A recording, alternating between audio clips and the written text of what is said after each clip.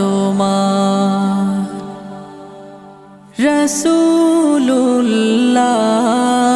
রাসূলুল্লাহ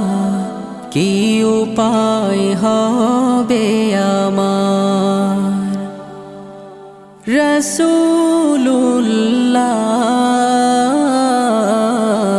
কি উপায় হবে আমার ওই মদিনার পথের ধুলি মাখতাম আমি পেলে সুরমা বলি ওই মদিনার পথের ধুলি মাখতাম আমি পেলে সুরমা বলি ফিরে পেতো এ নয়নে নূর